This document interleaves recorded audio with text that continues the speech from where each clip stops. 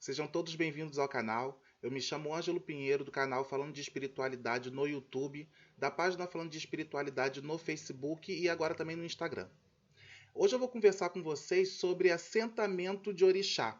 Muitas pessoas me perguntaram como assentar o seu orixá e por quais motivos elas deveriam fazer esse tipo de assentamento em casa. Então eu vou tentar explicar de uma forma sucinta como a gente pode assentar o nosso orixá na nossa casa.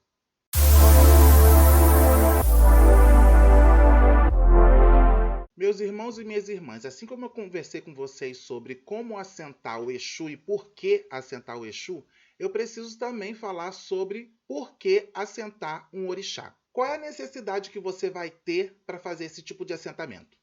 Você frequenta uma casa de santo? Você frequentava? O que aconteceu? Por qual motivo você quer assentar o seu orixá? Se você tem essa inspiração, um santo de confiança lhe passou esse tipo de recado, a casa que você frequentava não liberou os seus ibás, ou por qualquer outro motivo que você tenha que seja relevante para fazer esse tipo de assentamento, você tem autorização de fazer. Caso você queira fazer apenas porque você gostaria de ter este assentamento, você também pode fazer. Mas você tem que cuidar dele e ele precisa ter um motivo para existir. Então, primeiramente, você tem que saber com 100% de certeza quem são os seus orixás. Se você quer assentar um orixá só, por que assentar? Nós sabemos que a estrutura mínima do ori de cada um de nós são o primeiro orixá, o segundo orixá e o orixá ancestral. Se você tem essas três informações, ok, você pode sim assentar o seu orixá. Se você não tem, então, eu tenho certeza absoluta que eu sou filho de Oxum, por exemplo. Tudo bem. Só que quem é o seu pai? Quem é o seu ou a sua ancestral? Você vai acender um só? Porque tudo que nós procuramos nessa vida é equilíbrio. A gente não pode deixar a ponta solta.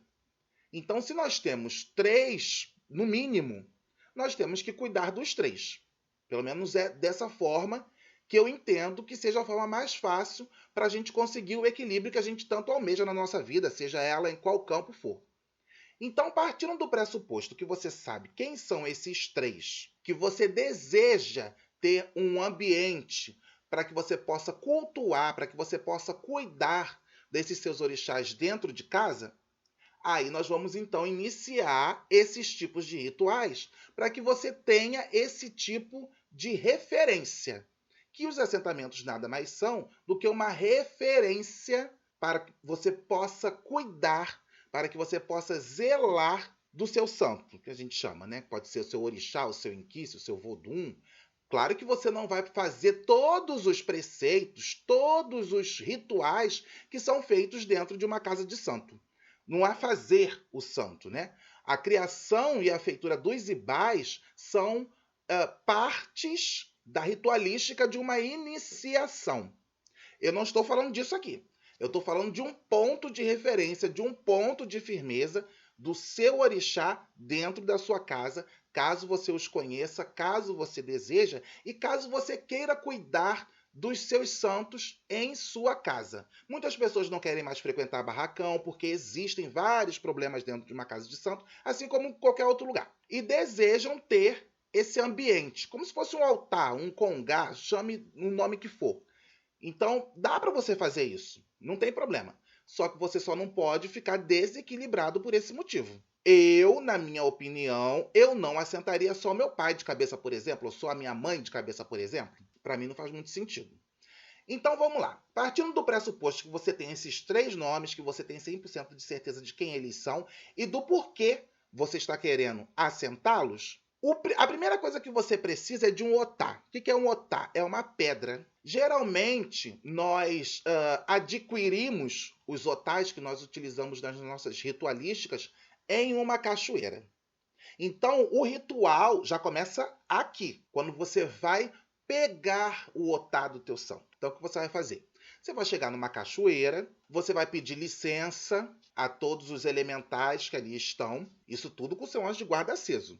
Nada, a gente não pode fazer absolutamente nada na espiritualidade, ou para a espiritualidade sem ter o anjo de guarda aceso. Anjo de guarda aceso e orixá aceso é a mesma coisa? Não, vou fazer um vídeo depois falando em relação a isso. Bom, então você está lá com seu anjinho de guarda aceso, você falou, bom, vou na cachoeira, vou catar o otá do meu santo.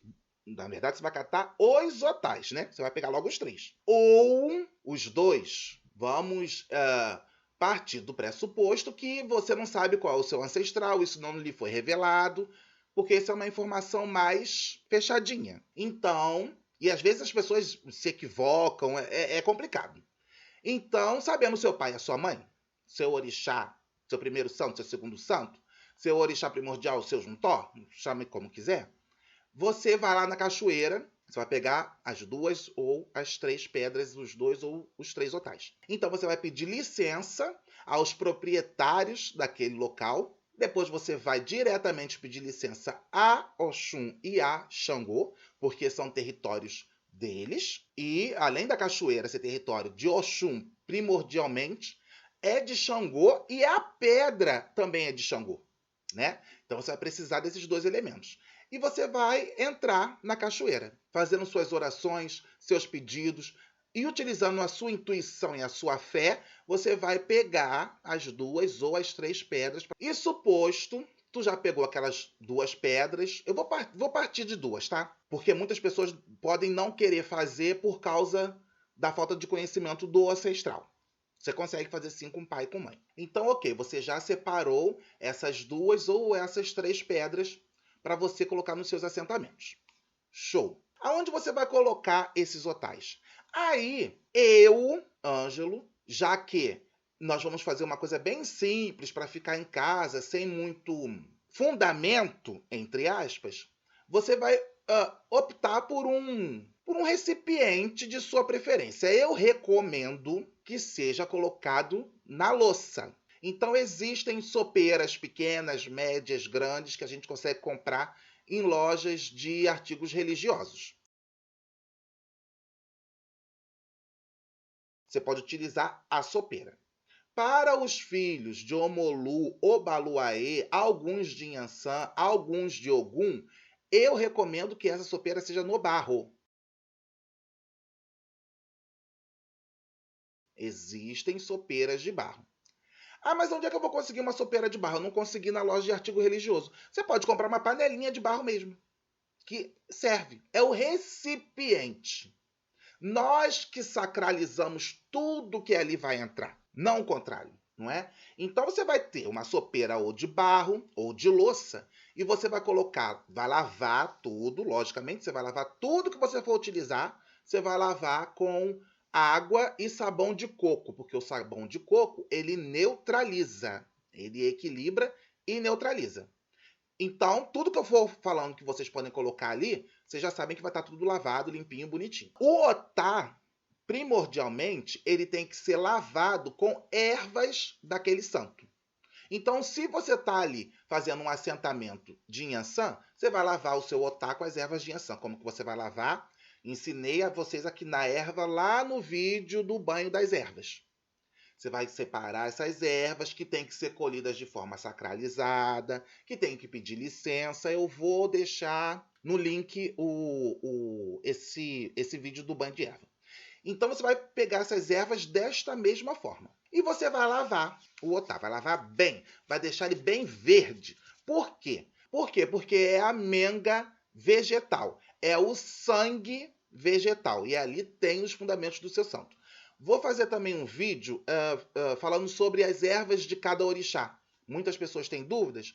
Vou fazer também, segura. Então você lavou o seu otá, colocou lá. Você vai comprar alguns elementos daquele seu orixá em casa de artigo religioso. Então o que seria isso? Se você for um filho de Xangô, você vai comprar uma machadinha, pode ser uma pigentinha, tudo pequenininho, tá, gente? Você vai comprar uma machadinha, um xerezinho, elementos daquele orixá, armas daquele orixá. Se for uma Oxum, você vai comprar um ABBzinho. Se for uma Inhansã, você vai comprar o quê? Pode comprar um espantegunzinho, uma espadinha acobreada, e daí você vai montando. Pode ser a quantidade que você quiser ou que você puder, tá?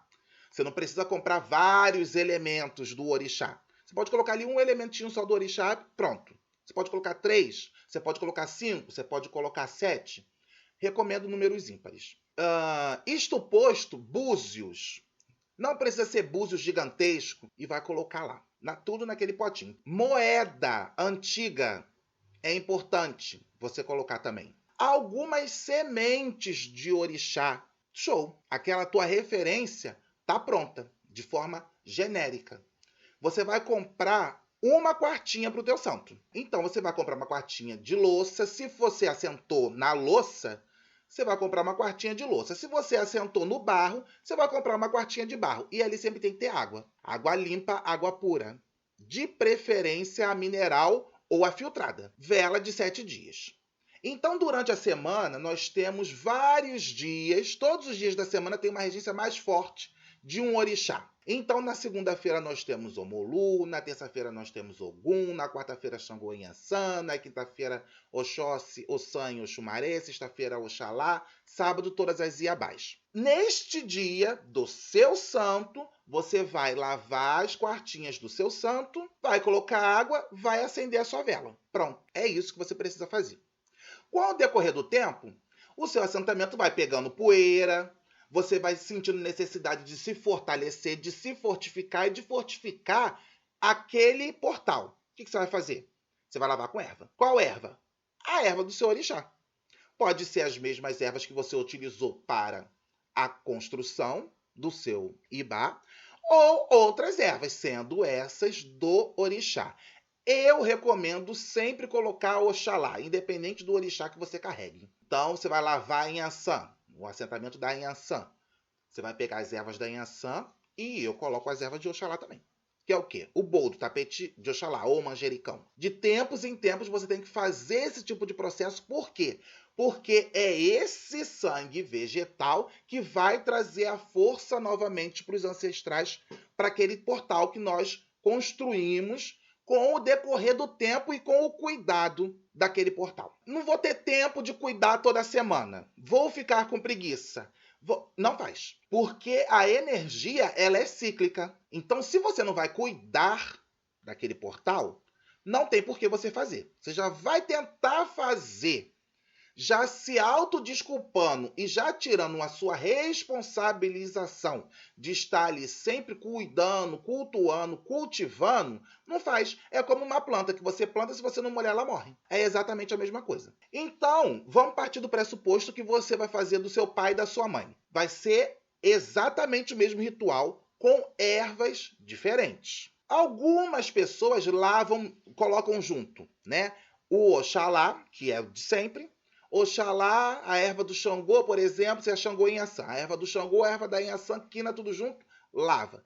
Isso pode ser feito? Sim, mas aí você precisa entender e precisa ter certeza de que aqueles orixás, o seu pai e a sua mãe, eles são afins, eles andam juntos. A erva que um admite, o outro também admite, para não criar uma demandinha desnecessária.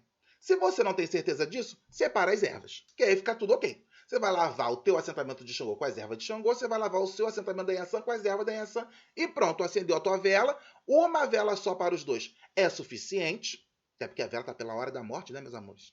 Enfim. E aí você vai cultuar aquele seu orixá. E você pode optar, né? Digamos que você é filho de Ogum com Oxum. Ogum na terça, Oxum no sábado.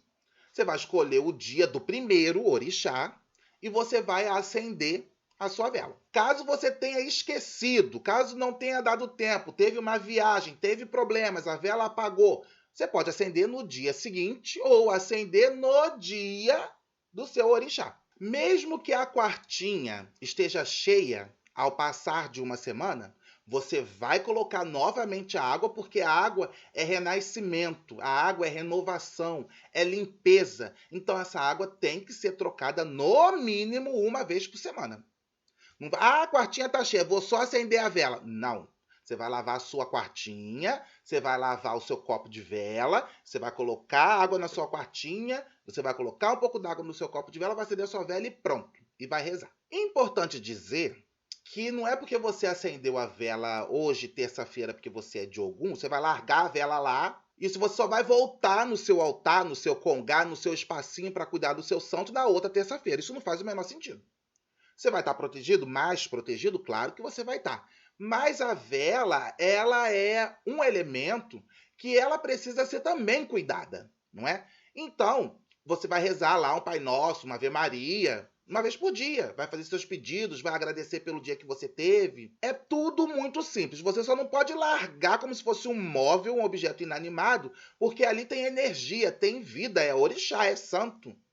Então, é o que eu chamo de curiar a vela. A gente tem que ficar curiando a vela pelo menos uma vez por dia, para reafirmar a nossa fé, os nossos pedidos, a nossa gratidão ao sagrado. Bom, esse foi um vídeo curto, né? Foi um vídeo menorzinho, porque eu quis explicar de forma mais sucinta para vocês como vocês podem fazer o assentamento de vocês. Qualquer dúvida, deixem nos comentários. Se inscrevam no canal, dê um joinha, compartilhem, curtam, comentem sobre vídeos que você gostaria que a gente abordasse aqui no canal. E façam tudo com fé, sem medo. Vocês não precisam ter medo de cultuar o sagrado. Não é esse bicho de 7 cabeças. Não é esse negócio de você não pode mexer porque você não tem mão. Não, você não faz porque você não sabe.